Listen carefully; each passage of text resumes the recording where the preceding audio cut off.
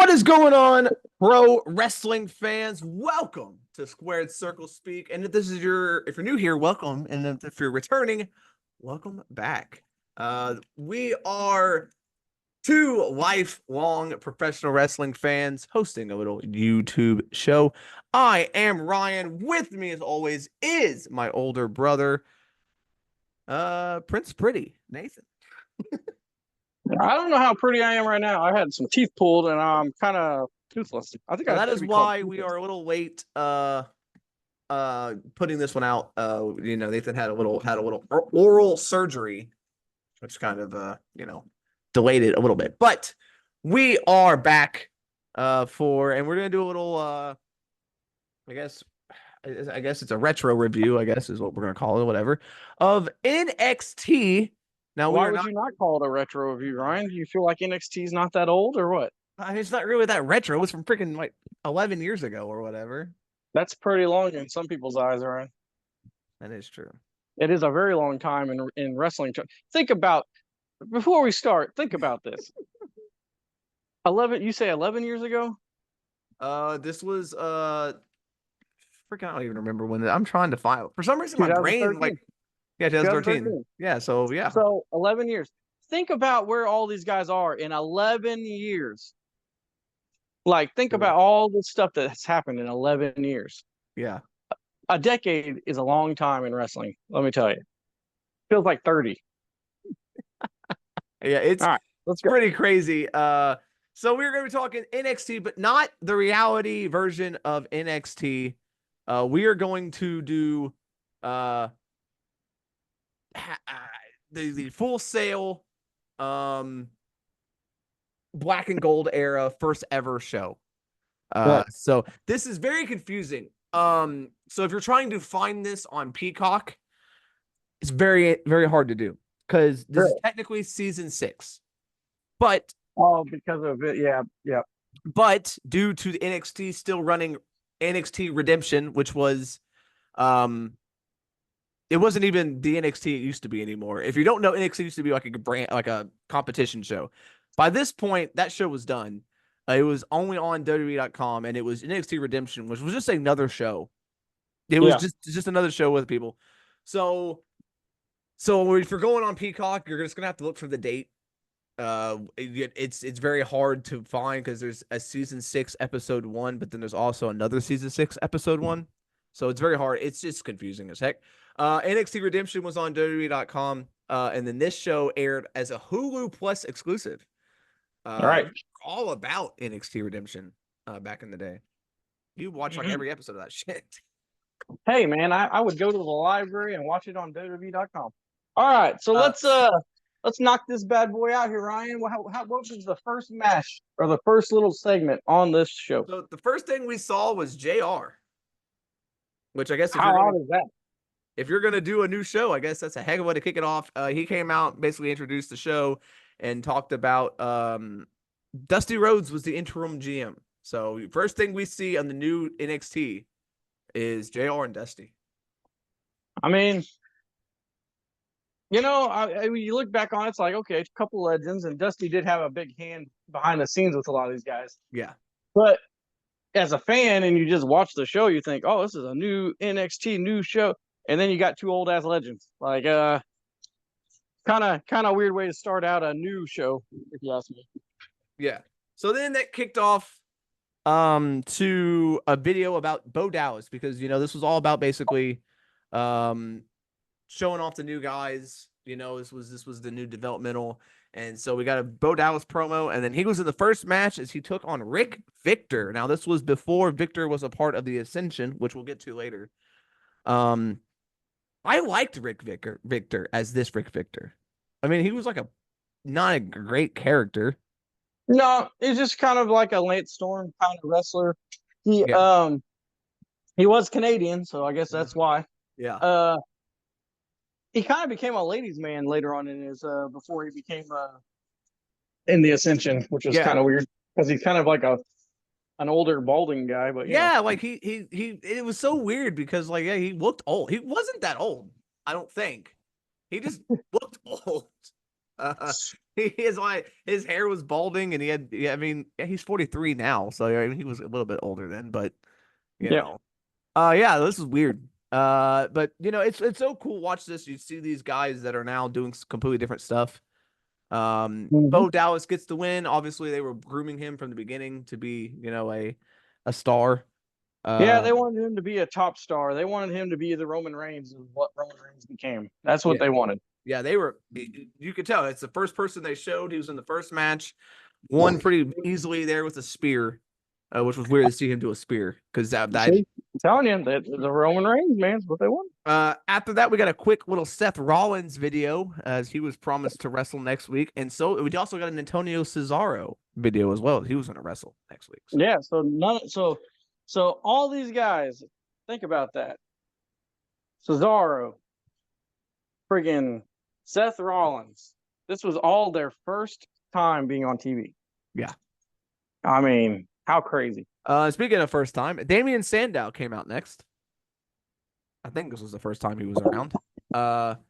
Sandow was supposed to wrestle Jason Jordan, which was cool to see. This was Afro Jason Jordan. This one, Yeah, this was very young Jason Jordan before anywhere close before he was oh in yeah. that tag.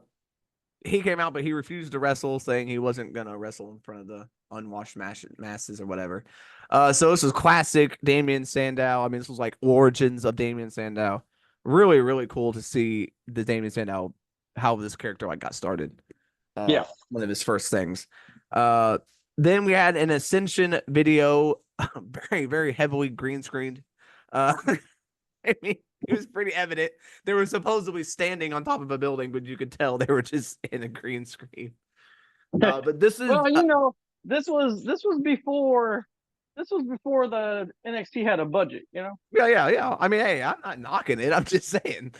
This was not, like I said, this was not Rick Victor. This was Connor O'Brien and Kenneth Cameron, which if you don't know who that is, he would go on to be Thomas Latimer, currently in the NWA. He was also in Bram in TNA. Never So got a second chance. yeah, it's weird. I mean, he got arrested for like a DUI, and then that was like he got a battery and disorderly intoxication. So I guess that's what did it. But yeah, it's weird because like other people have been arrested for more than that and got to come back.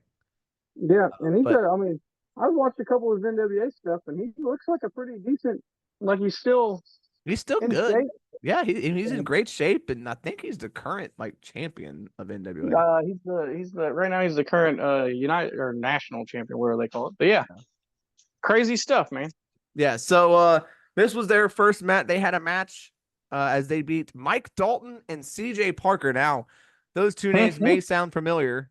Mike Dalton would go on to become Tyler Breeze, and CJ Parker would go on to be Juice Robinson. How interesting. Isn't this nuts? It's Man. so weird because you could see who they were trying to push at this time. Mm-hmm. And like the people that they're trying to push didn't really work out, but then like Mike Dalton and CJ Parker went on to have great careers. Yeah, it's like it went the exact opposite of what they were. So that's why when you watch this stuff, it gives you an appreciation, and especially if you're one of these young wrestlers out there, just because you get saddled with a bad gimmick like CJ Parker, and you start out, losing all the time, doesn't mean you're not going to be something later on. So stick with it. I mean, Parker didn't even have a gimmick here. Like he was just a name. Him and like CJ and Mike Dalton were just two names. Like they didn't really have gimmicks at this time. Exactly. And so, but then after this, something really cool. We had the first ever Bray Wyatt promo. The real origins of Bray Wyatt. Man, this was so good. Like watching this back, you were like, oh, you could tell, like. But you know what? That's what's so crazy is he had it from the beginning. That's why I never understood why it took so long to give him the push that he deserved, and why he really never really got the push he deserved. Yeah, because he was right off the bat, man. And I mean, later on, I like when they had that one segment and Undertaker came out, Yeah. And like recently, before he passed away. Undertaker came out, whispered something in his ear. I think then Undertaker realized what he was, and basically probably said, you should have had this spot a long time ago.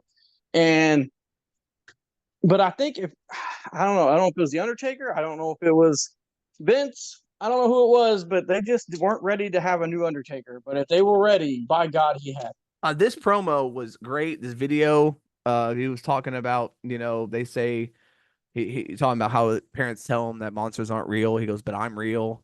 And like you could see it was very early, but man, it was gold from the minute you saw it.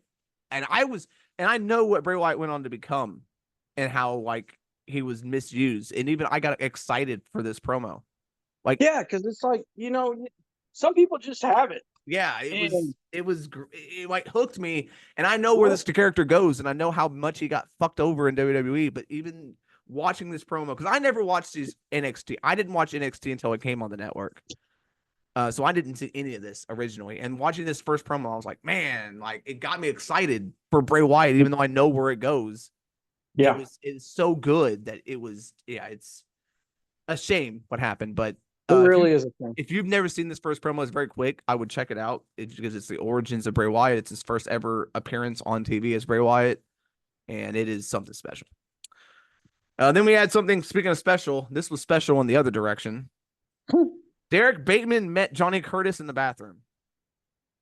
Yeah, these are so this was EC3 and Fandango. This was a holdover from like Redemption, right? Like this was shit that was going on. Yeah. So these two guys were on season 4 of the NXT where you had coaches and all that stuff. And Bateman won, right? What? Bateman won that season. Yes. And then never made the main roster. Yeah, he won that season, but then like they never did the main. Yeah, they just went to this redemption thing. They were both just stuck. That went on for 2 years. Yeah, and then they decided to do this, and I guess these guys were still, like you said, holdovers.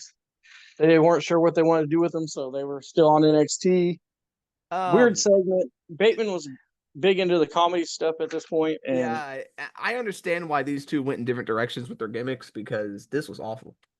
Yeah. It tried to be funny. Neither one of them, it didn't work. And it just came off as super awkward and like cringe. Mm-hmm. And I was like, what is this?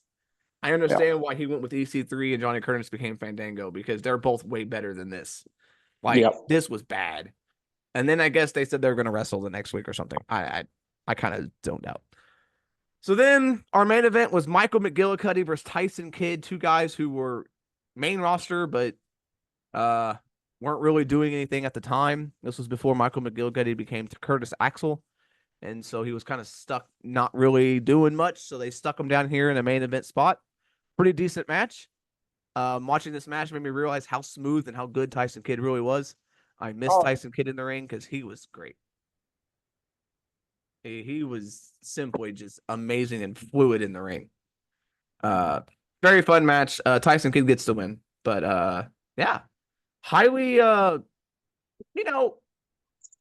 had like 45 minutes on Hulu to do this show.